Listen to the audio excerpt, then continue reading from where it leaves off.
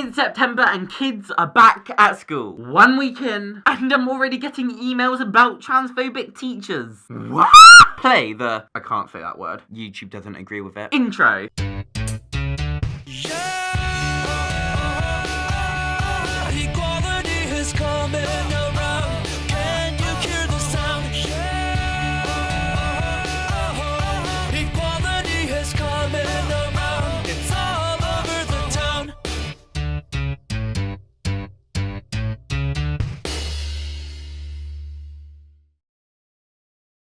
Hello everybody, and today we're talking about how to deal with a transphobic teacher. Sidebar with my casual viewers, I know I said I wasn't going to make trans videos this week just because of the YouTube situation, but people are in dire need for this video, so that's what's going on. Today's video is going to be in 3 parts, all in this episode. So without further ado, let's jump straight into the video. Part 1. Part 1 is about your teacher doing the odd transphobic comment. For example, trans kids are so confused. This channel's child-friendly, I can't really say much worse than that. Write down everything. So as soon as your teacher has made the first transphobic comment, make sure to write down the time, the class, and all of that jazz, as well as what they said and who said it. Because if you give them evidence, it's much better evidence than saying, my teacher's transphobic, yeah.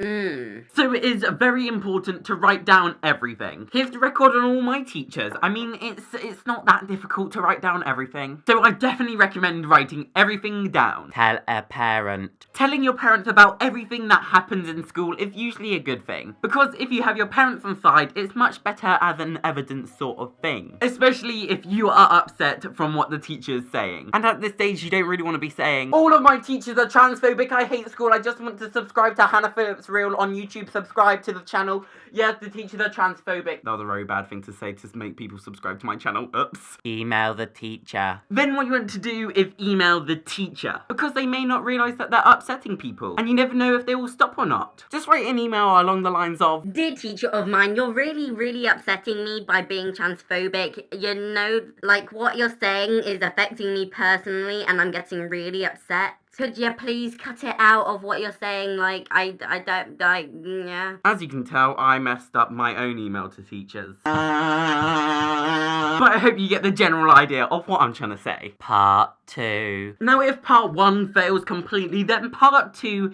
is the more serious action. The part when the teacher refuses. The part when things really get serious. Like, very serious. Extremely serious. I hope you're listening. So let's jump straight into part 2. Talk to administration. So the transphobic teacher has refused to listen to your worries, but they're upsetting you still. They're still annoying you, and they're still ignorant. Arrogant. At this point, you want to get administration involved. Pretty much the people that run your school or college. You know, the people who are like governors and all of that, people that do stuff to the school that you don't really see. Administration should then contact that teacher and be like, hey, like, really stop what you're doing or else you can't be here. Or something along the lines of that. It depends on the school. Or even sometimes they'll have a meeting with you and the teacher and your parents, and all should be good. But if it doesn't get better, my next tip should help you. Request a class transfer. Requesting a class transfer. If your school is fairly big, then it should be no worry whatsoever to get a class transfer. I've got a carrot. You should send the request for a class transfer to your tutor, your personal progress manager, the college or school admins. And again, here's a little example. Dear admin people, can I have a class transfer? My teacher's transphobic and I really don't appreciate the comments that they make. Like, please save me. Like, this is like my last hope, please. But if they don't have enough space for that to happen, the next thing should help you. Email their principal. The dreaded thing of all time. Emailing the principal. The principal. Dun dun. Now, I understand contacting the principal can be a fairly intimidating sort of thing, but as long as you have confidence and you deeply believe in what you're saying is true, then you shouldn't have any worries. But if your principal is transphobic, then probably just skip on to the part 3 because that's some... But in the meanwhile, let's talk about contacting the principal. Now, to contact the principal, I do recommend emailing over letters, just because the principal's PA will see it, so there'll be more authority in, like, the level and stuff. That made perfect sense. And as well as that, that, and also because emails are often saved on the server of the school or college, meaning if they pretend not to see it, they will actually have seen it because they see the email and, like, it's saved. So yeah. An example email would be, Dear principal of mine, there's a transphobic teacher. Please get rid of them, like, right now. just get rid of them. Sorry, I got a bit carried away there with my own personal experience. My education is so messed up. That video will come one day, but today's not the day. I'm getting distracted. Let's go on part 3. Part 3. Part 3. The legal side of things. Okay, that's enough of essaying. If part 1 failed, and so did part 2, then part 3 is where you need to be. I should make that into a song. Part 3 is where you need to be. Part 3 is near where you need to be. Sorry about that. To give it a little bit more of context, part 3 is currently where I am at with my whole education issues. Most of the emails I get are in relation to part 1. I've been through part 1 and part 2, and part 3 is like right now. I do apologise again, my internal rage is Anyway, let's jump straight into it. Contact the police. Contacting the police is only necessary if your school has either hurt you physically, emotionally, the other one that I can't remember, or if the teacher hasn't listened, the administrators haven't listened, and even the head teacher hasn't listened. The police is the only option. It's very simple to get the police involved in this sort of situation. Usually you can ask for a Laglo officer. They pretty much deal with all of the LGBT hate crimes and that stuff. If you want to phone the local police and you live in the UK, make sure you call 111 instead of 999. 999 if there's an emergency, 111 is for like the people that have like time and stuff like that. Or even better, to walk into your local police station and be like, I want to make a formal complaint. The college that I go to is being very transphobic and they haven't listened and they're breaking the law. Like, please do something.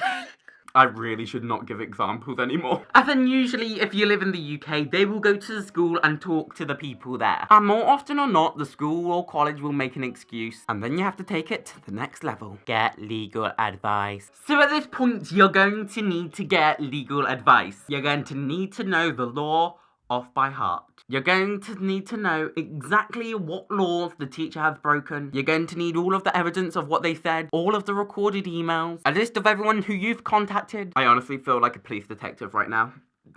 And once you've got all of the evidence, you're going to have to sit down with a lawyer and talk to them. But they will sit down with you and talk about every single thing, ask you questions, intimidate you a little bit, just so you're prepared for the final point. Take legal action. Taking legal action. The part where you get the courts involved. The part where you pick them up and then you crumble them into a... I'm sorry, this part is so triggering for me. College, why did you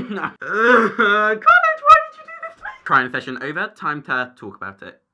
Yeah. Now, you can either take the teacher in particular or the entire school. It really depends who you think broke the rules. And it really isn't that hard to take your school to court. To be fair, it will cost you quite a bit, but if you win, then you get compensation or whatever. So it's pretty much gambling. And it's not like saying heads or tails, get your phone cases, link in the description, and being like, heads or tails. It landed on tails. Also known as the HPR logo.